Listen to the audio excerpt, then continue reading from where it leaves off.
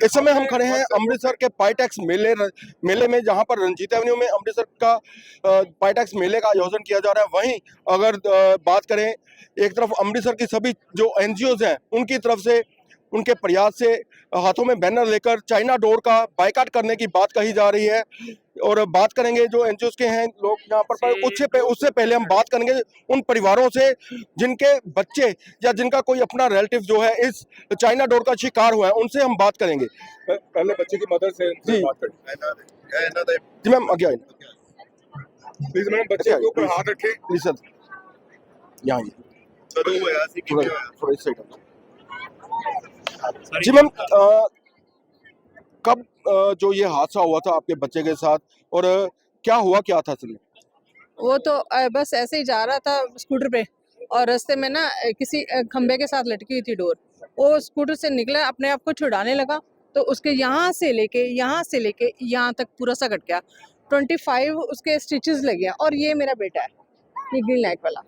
और अगर थोड़ा सा भी और होता तो ये जो सांस वाली नाली वो क्रॉस हो जाती।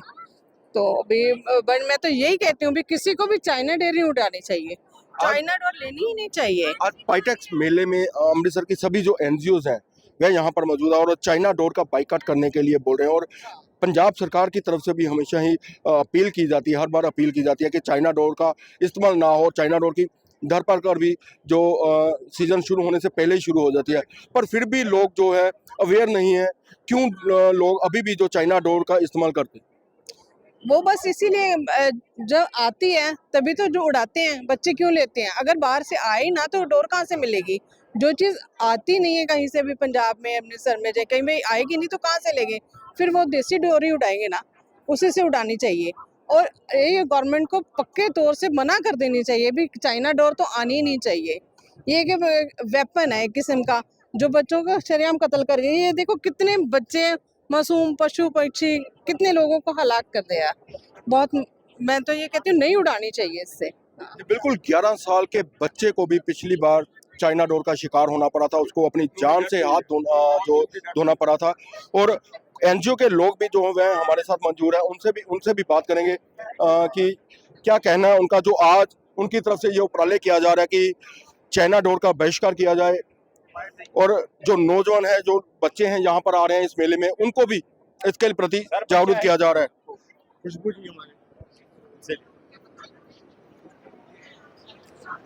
जी मैम, क्या कहेंगे जो आपकी तरफ से चाइना डोर का बहिष्कार के लिए?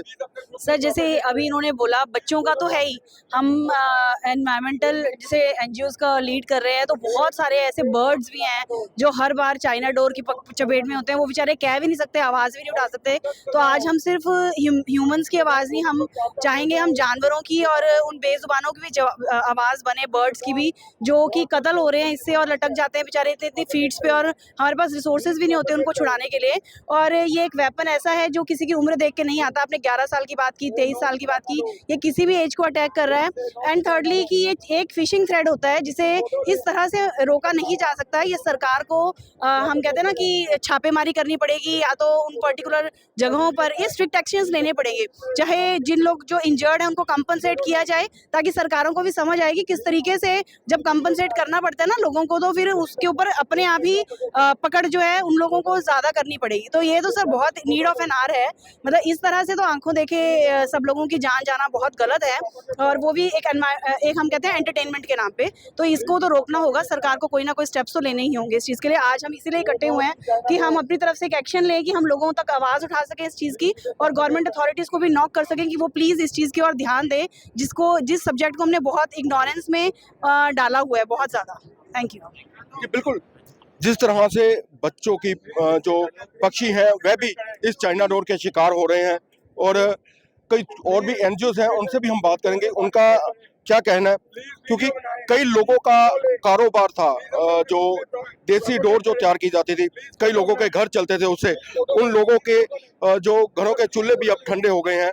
क्या सर कैसे समझते हैं, जो देसी डोर थी, कई लोगों के घरों के चूल्हे जलते थे उनसे, उन घरों में जो कई जीवन चलते थे। तो अब चाइना डोर ने कहीं ना कहीं उसकी जगह ले ली, और उन लोगों के जो अड्डे थे वो भी अब बंद हो चुके हैं। जी नमस्कार। बहुत अच्छा मुद्दा है ये जो हमने उठाया सबने। ये सबकी जिंदगी जुड़ा हुआ है जिंदगी से, और कोई भी हम त्योहार मनाएं, कुछ भी मनाएं, अपना आनंद लेते हैं, लेकिन उसमें इंसानों को दूसरा का नहीं सोचता। तो ये प्रवृत्ति इंसानी गलत है। उसकी जीवन शैली ऐसी होनी चाहिए कि वो जो भी काम करे वो वातावरण अनुकूल हो, पर्यावरण अनुकूल हो, पशु पक्षियों को नुकसान ना पहुंचाए, इंसानों को नुकसान ना पहुंचाए। और जो आप देसी डोर की बात कर रहे हैं, कितने लोगों का परिवार चलता है उससे, उनको भी रोजगार मिलेगा, और यही करना चाहिए।